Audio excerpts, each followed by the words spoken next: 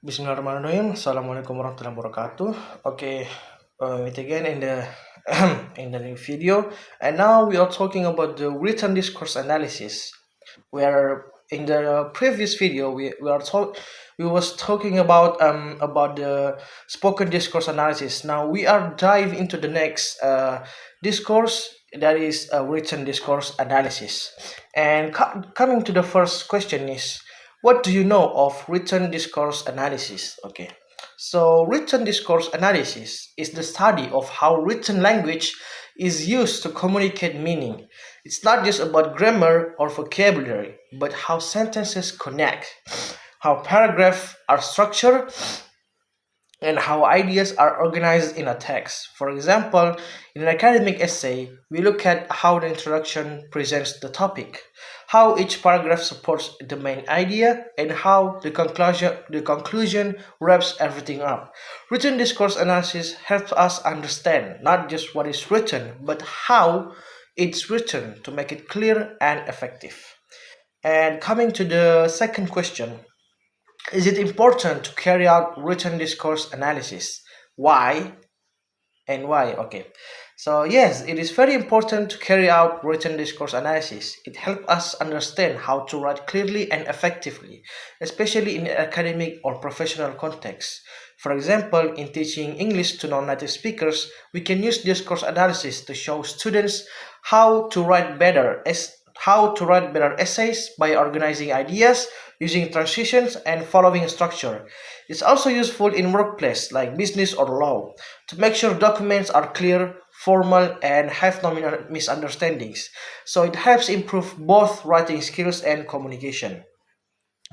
The next question, or the third questions, is are the approaches used in spoken and written discourse are the same or are they different? So the approaches are different, of course, because spoken and written language are not the same. Spoken discourse is usually more informal, spontaneous, and interactive. It uses features like pauses, tone, and body language. Meanwhile, written discourse is more formal, structured, and it relies on paragraph, punctuation, and proper grammar. For example, in conversation, we can repeat the words or say or but in writing, we have to be clear and well organized. So when analyzing them, we focus on different aspects depending on whether it's spoken or written. The next question is, what do you think of Keiko's 2001 methodology in carrying out written discourse analysis? Do you agree with it?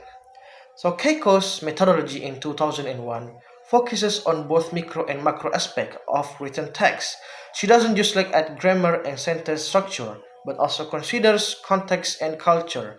I agree with her approach because writing is not just about language rules. It's also about how the message fits the purpose and the audience. By using her method, we can better understand texts written both by native and non-native speakers and how they organize and express ideas. And jumping to the last question of today's video is the fifth question. What do you know of microanalysis of written discourse? Is it relevant for non-native English writers? Okay, so microanalysis focuses on the small details of writing like grammar, vocabulary, and how sentences are connected. It is very relevant for non-native English writers because it helps them improve their accuracy and clarity. For example, many learners struggle with using linking words or articles like and the. Through microanalysis, we can identify these patterns and help them improve step by step. It's a practical way to support learners and build better writing habits. And maybe that's all from me.